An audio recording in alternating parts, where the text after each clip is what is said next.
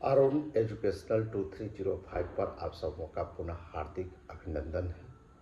आप लोगों ने महाभारत के अंतर्गत पौष्य पर्व में सुना कि किस प्रकार से उग्र सर्वाजी कहानी सुना रहे हैं, कथा कर रहे हैं, और उन्होंने बताया कि कैसे राजा जन्मेजय को एक कुतिया ने श्राप दिया और उस श्राप की समाप्ति के लिए उन्होंने कैसे यत्न किया। फिर गुरु भक्ति की परीक्षा लेने के लिए प्रसिद्ध महर्षि आयुध धौम्य ने अपने शिष्य आरुणि की किस प्रकार से परीक्षा ली। आरुणि को उन्होंने आदेश दिया था कि मूसलाधार बारिश होने वाली है, खेत में पानी रोकने के लिए मेर को सही कर दो।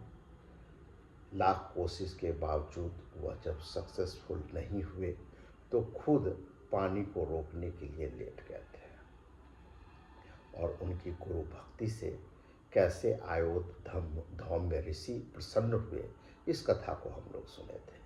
अब आगे देखेंगे उनका एक और प्रसिद्ध शिष्य हुआ उपमन्यु। उपमन्यु को उन्होंने अपने पास बुलाया और कहा, वत्स उपमन्यु, तुम जाओ और गौओं की रक्षा करो। गौ मतलब गाय, गायों की रक्षा करो। आश्रम में गायें होती थी, उनको चराने के लिए शिष्य लोग जाते थे, और गायों को हिंसक पशुओं से जो खतरा होता था, इसकी रक्षा की जिम्मेदारी उन्होंने उपमन्यु को दी। और गुरुजी की आज्ञा पाकर के उपमन्यु चला गया। दिन भर गाय को चराता, उनकी रक्षा करता, और शाम में वह जब आश्रम लौटता तो गुरुजी को सामने आकर के नमस्कार करता, प्रणाम करता। गुरुजी देखते अपने शिष्य को और देखे क्या कि उपमन्यु खूब मोटा ताजा हो रहा है, हृष्ट पुष्ट हो रहा है।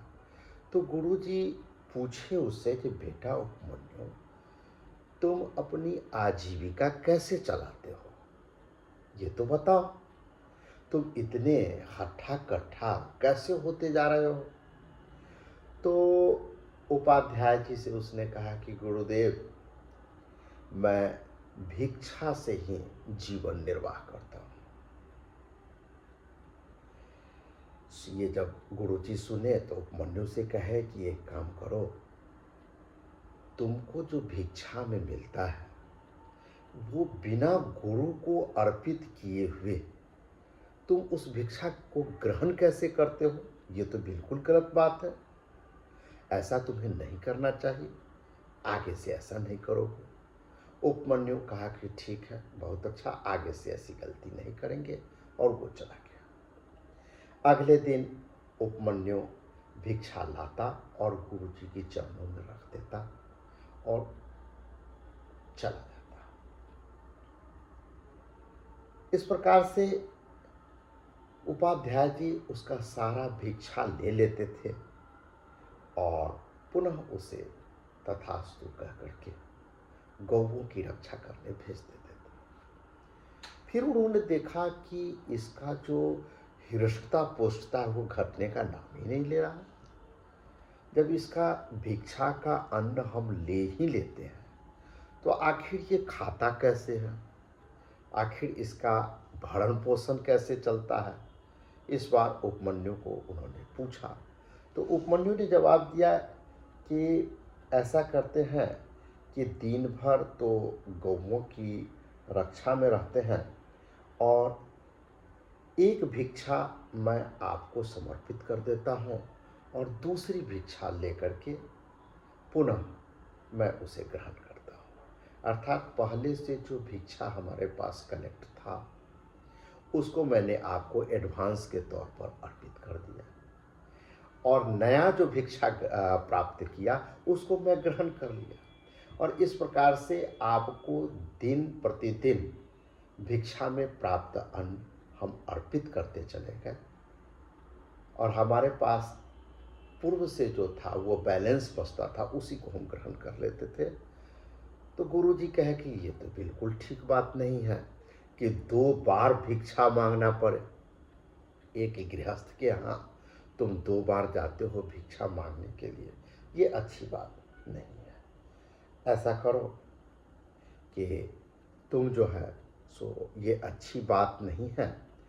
जी, दूसरे जो भिक्षुक हैं, जो भिक्षाजीवी हैं, जो तुम्हारी तरह ही गृहस्थों के द्वारा दी गई भिक्षाओं पर आश्रित हैं, उनके जीविका पर तो तुम प्रश्न चिन्ह लगाते हो, बाधा डालते हो। इसलिए ये बात नहीं है। इसका मतलब तुम तो बड़ी लोभी प्रवृत्ति के हो।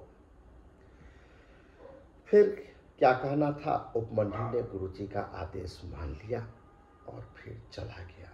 भिक्षा मांगना भी बंद कर दिया। रोज शाम को गाय चरा करके आवे और गुरुजी के सामने नमस्कार करके खड़ा हो जाए। इस बार गुरुजी देखे कि अरे, इसका तो भिक्षा भी हम ले लिए, अभी खाता कैसे है।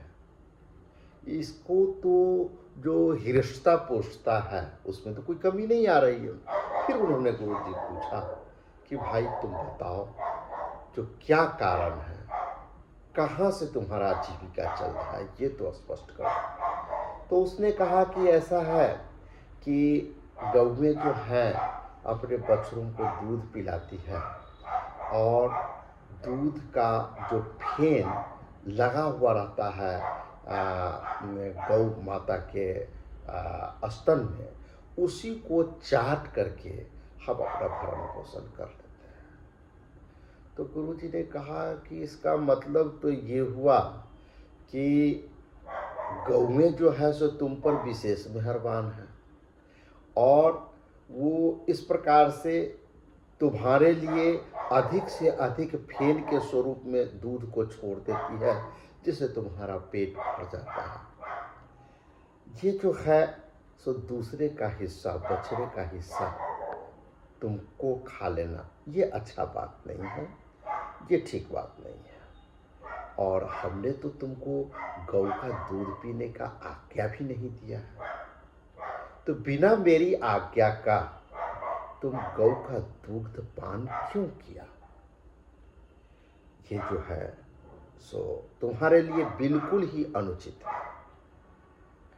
फिर वह बहुत अच्छा कह करके दूध न पीने की प्रतिज्ञा कर ली और गो पालन करता रहा।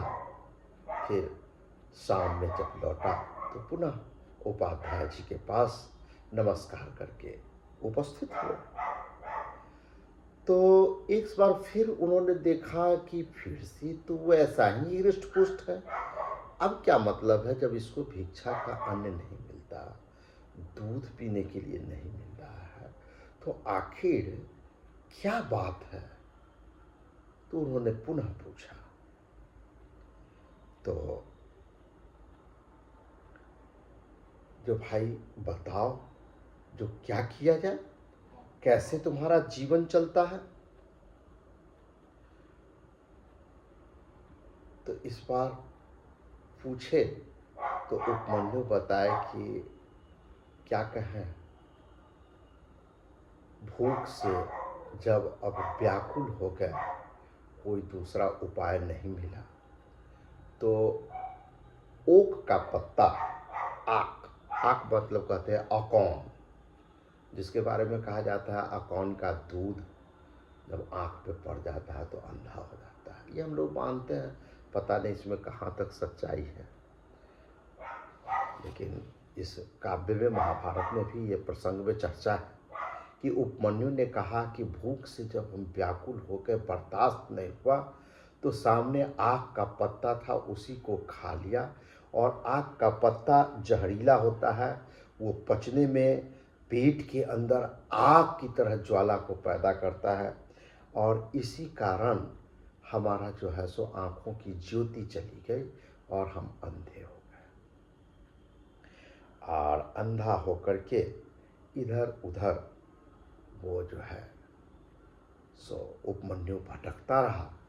और एक दिन ऐसा आया कि गुरुजी को पता नहीं चला और वो कुएं में देख नहीं पाने के कारण गिर गया। अंधेरे गहरा कुआं में वो गिर गया। गुरुजी सोचे कि रोज शाम को उपमन्यु लौट के आता है, क्या बात है जो आज अभी तक नहीं लौटा है ना। तो काफ़ी इंतज़ार करने के बाद गुरुजी अपने शिष्यों के साथ उसको तलाशते जब उस क्षेत्र से गुजरे, बार बार आवाज़ लगा रहे थे, जो उपमन्यु तुम कहाँ हो, वत्स उपमन्यु चलो हमारे पास आओ। तो कुएं के अंदर से आवाज़ आई कि मैं इस कुएं में गिरा हुआ हूँ। तो इस प्रकार से जब देखे तो पूछे, जो भाई क्या बात है, कैसे गिर गया। तो बताया कि गाय चराने के लिए हम जंगल में गए थे, ऐसे ऐसे किए थे और इस प्रकार से हम जो है सो अंधा होने के कारण इस कुआं में गिर गए। तो गुरुजी ने सोच विचार कर कहा कि देखो, दोनों अश्वनी कुमार भाई जो हैं सो देवताओं के वैद्य हैं। तुम उनकी आराधना करो, उनको प्रसन्न करो, वो आयुर्वेद के ज्ञाता है, तुम्हारी दृष्टि को वो लौटा देंगे। इस प्रकार से उपमन्यु ऋग्वेदों में वर्णित स्तुतियों के माध्यम से दोनों अश्वनी कुमार भाइयों का स्मरण किया, उनको प्रसन्न किया। दोनों भाई उपस्थित हुए और जब वो आए तो उन्होंने उसे दृष्टि प्रदान की, आरोग्यता प्रदान की, है ना। और वो जो है इस संदर्भ पे जो चर्चा आया है कि कैसे जो ये अश्विनी कुमार आए हैं, ये कह रहे हैं कि परमात्मा की काल शक्ति रूपी जीव रूपी पक्षी को अपना ग्रास बना रखा है। ग्रास मतलब आहार। परमात्मा की काल शक्ति जीव रूपी पक्षी को अपना आहार बना रखा है। आप दोनों अश्वनी कुमार नामक जीवन मुक्त महापुरुषों ने ज्ञान देकर कैवल्य रूप महान सौभाग्य की प्राप्ति के लिए उस जीव को काल के बंधन से मुक्त किया है। माया के सहवासी अत्यंत अज्ञानी जीव जब तक राग आदि विषयों में आक्रांत हो अपनी इंद्रियों के समक्ष नतमस्तक रहते हैं, तब तक वे अपने आप को शरीर से आबद्ध मानते हैं। आगे कहते हैं कि दिन एवं रात ये मनोवांछित फल देने वाली 360 दुधारू गाय हैं। देखिए, इसके माध्यम से खगोल की जानकारी दी जा रही है। 360 डिग्री वे सब एक ही संवत्सर रूपी बछड़े को जन्म देती है और उसको ही पुष्ट करती है। वह बछड़ा ही सबका उत्पादक और संहारक है। जिज्ञासु पुरुष उक्त बछड़े को निमित्त बनाकर उन गौओं से विभिन्न फल देने वाली शास्त्र विहित क्रियाएं दूहते रहते हैं। उन सब क्रियाओं का एक ही दोहनीय फल है। पूर्वोक्त गौओं को आप दोनों अश्वनी कुमार ही दूहते हैं। ये उपमन्यु दोनों अश्वनी कुमार को प्रार्थना करते हुए कह रहे हैं। और आगे कहते हैं कि हे अश्विनी कुमारों, इस काल चक्र की एकमात्र संवत्सर ही नाभि है जिस पर रात और दिन मिलाकर 720 अरे टिके हुए हैं। ये सब 12 मास रूपी प्रधियों अरों को थामने वाले पुट्ठों से जुड़े हुए हैं। अश्विनी कुमारों, यह अविनाशी एवं मायामय काल चक्र बिना नेमी के ही अनियत गति से घूमते हुए इहलोक और परलोक लोकों की प्रजाओं का विनाश करता रहता है। अश्विनी कुमारों, मेष आदि 12 राशियां जिसके 12 अरे छहों रीतियों जिसकी 6 नाभियां हैं और संवत्सर जिसकी एक धुरी है, वह एकमात्र कालचक्र सब ओर चल रहा है। यही कर्म फल को धारण करने वाला आधार है। इसी में संपूर्ण कालाभिमानी देवता स्थित हैं। आप दोनों मुझे इस काल चक्र से मुक्त करें, क्योंकि मैं यहाँ जन्म आदि के दुख से अत्यंत कष्ट पा रहा हूँ। आगे कहते हैं, हे अश्विनी कुमारों, आप दोनों में सदाचार का बाहुल्य है। आप अपने सुयश से चंद्रमा, अमृत तथा जल की उज्ज्वलता को भी तिरस्कृत कर देते हैं। इस समय मेरु पर्वत को छोड़कर आप पृथ्वी पर सानंद विचर रहे हैं। आनंद और बल की वर्षा करने के लिए ही आप दोनों भाई दिन में प्रस्थान करते हैं। हे अश्विनी कुमारों, आप दोनों ही सृष्टि के प्रारंभ काल में पूर्वादि 10 दिशाओं को प्रकट करते उनका ज्ञान कराते हैं। उन दिशाओं के मस्तक अर्थात अंतरिक्ष लोक में रथ से यात्रा करने वाले तथा सबको समान रूप से प्रकाश देने वाले सूर्य देव का और आकाश आदि 5 भूतों का भी आप ही ज्ञान कराते हैं। उन दिशाओं में सूर्य का जाना देखकर ऋषि लोग भी उनका अनुसरण करते हैं। हे अश्विनी कुमारों, आप अनेक रंग की वस्तुओं के सम्मिश्रण से सब प्रकार की औषधियां तैयार करते हैं, जो संपूर्ण विश्व का पोषण करती है। अश्विनी कुमारों, आप ही दोनों नासत्य नाम से प्रसिद्ध हैं। आगे कहते हैं, मुखेन गर्भम लभेताम युवानौ गतासुरे तत्प्रपदेन सुते सद्यो जातो मात्रमिति गर्भस्तावस्विनो मुंचथो जीवसेगा। अर्थात युवक माता पिता संतानोत्पत्ति के लिए पहले मुख से अन्न रूपी गर्भ धारण करते हैं। तत्पश्चात पुरुषों में वीर्य के रूप में और स्त्री में रजो रूप में परिणत होकर वह अन्न जड़ शरीर बन जाता है। तत्पश्चात जन्म लेने वाला गर्भस्थ जीव उत्पन्न होते ही माता के स्तनों से दूध पीने लगता है। हे अश्विनी कुमारों, पूर्वोक्त रूप से संसार बंधन में बंधे हुए जीवों को आप तत्व ज्ञान देकर मुक्त करते हैं।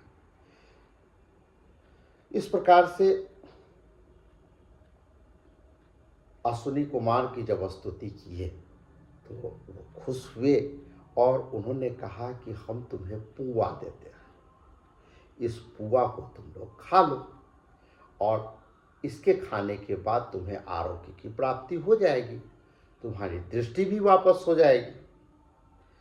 तो ऐसा कहने पर ये उपमन्यु कहा कि हे देवतागण, आपने ठीक ही कहा है, लेकिन गुरु जी को बिना समर्पित किए हुए, बिना निवेदन किए हुए मैं इस पुए को नहीं खा सकता, क्योंकि उसे तो अनुभव हो गया कि बिना गुरु जी को अर्पित किए हुए जो वो ग्रहण करता था और उसी पर गुरुजी रोक लगाते चले गए, जिसकी दशा आज इस रूप में परिणत हो गई।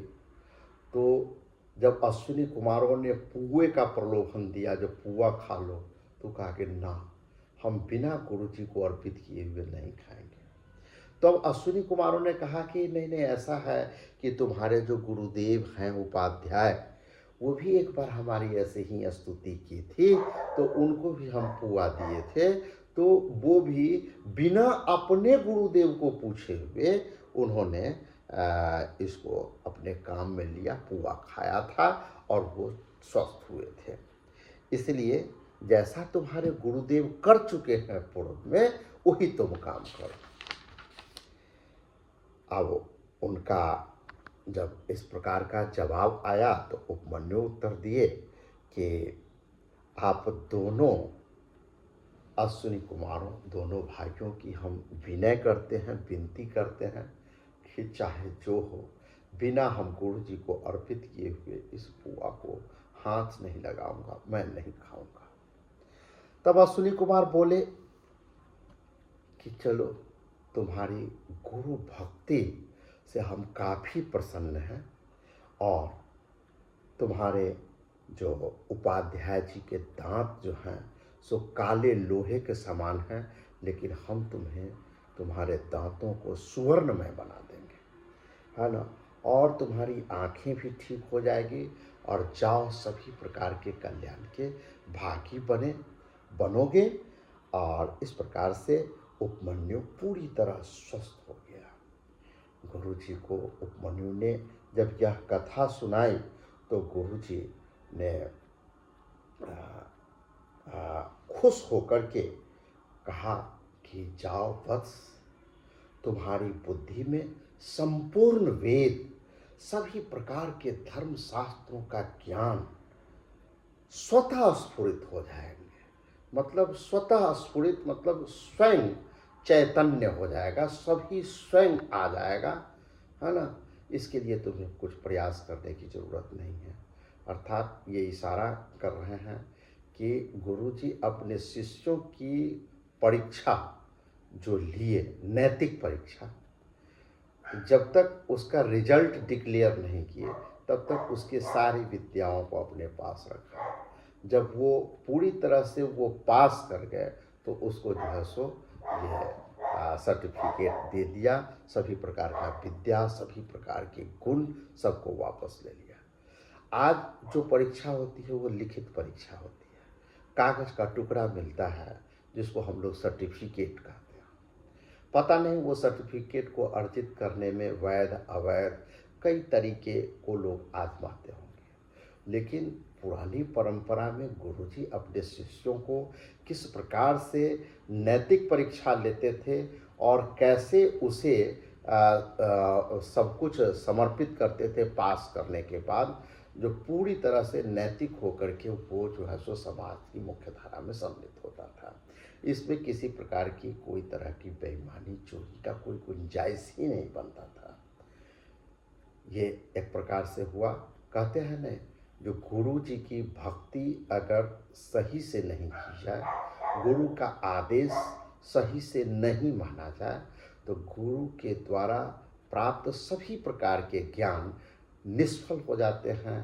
और ऐन वक्त पर जब आपको ज्ञान की सर्वाधिक जरूरत होती है, उसी वक्त गुरु जी के कोप के कारण आपको वो ज्ञान काम नहीं करता है, बुद्धि सही नहीं आ पाती है और बुद्धि भ्रष्ट हो जाते हैं। ये जो लोक आस्था है, लोक मान्यता बनी हुई है ना, इसलिए हम ये कहना चाहेंगे कि गुरु का आदर सर्वोत्तम है। गुरु कृपा प्राप्त करने के लिए गुरु की प्रसन्नता ज़रूरत है, और गुरु जी कभी भी अपने शिष्यों के प्रति दुर्भावना पाल ही नहीं सकते। वो अपने शिष्यों की लगातार प्रगति देखना चाहते हैं। हाँ, ये बात है कि जिस शिष्य को वो सर्वाधिक मानते हैं उसकी वो अपने स्तर से कठिन परीक्षा भी लेते हैं, और जो कठिन परीक्षा उत्तीर्ण होता है उसका जीवन सफल होता है, और गुरु जी संपूर्ण ज्ञान जो अपनी तपस्या के बल पर उन्होंने अर्जन किया है उसे संपूर्णता में प्रदान कर उसे कृत्य कर देते हैं, और स्वयं भी उस शिष्य को पा करके गौरव का अनुभव करते हैं। तो आज हमने धौम्य ऋषि के दूसरे शिष्य उपमन्यु की परीक्षा की कथा को सुना। अगले चरण में हम इनके एक और प्रसिद्ध शिष्य हुए हैं उनके बारे में कथा को हम सुनेंगे। एक इनके प्रसिद्ध शिष्य वेद हुए हैं। वेद की गुरु भक्ति कैसी थी और वेद की गुरु भक्ति की कैसे परीक्षा हुई, इसके बारे में हम जानेंगे। तो आज की कथा महाभारत की इतना ही तक। कैसा लगा ज़रूर कमेंट करेंगे ताकि इसमें और भी सुधार किया जा सके। हमारा सिर्फ एकमात्र उद्देश्य है कि अपनी विरासत, अपने ऋषि महर्षियों के जो सोच समझ ज्ञान जो विस्तार से हमारे पौराणिक ग्रंथों में दर्ज है, जिसे आज पढ़ने की किसी को फुर्सत नहीं, सभी काम काम काम की आपाधापी पे व्यस्त रहते हैं, उसी में थोड़ा सा गुंजाइश बैठा करके हम ये कोशिश कर रहे हैं कि आपको फुर्सत न हो पढ़ने का, आप नहीं पढ़े कोई बात नहीं, लेकिन इस चैनल पर आप एक बार जरूर आइए और अपने विरासत पर गर्व करने का कोशिश कीजिए। हमें उम्मीद है अच्छा लगेगा। जय हिंद, जय भारत।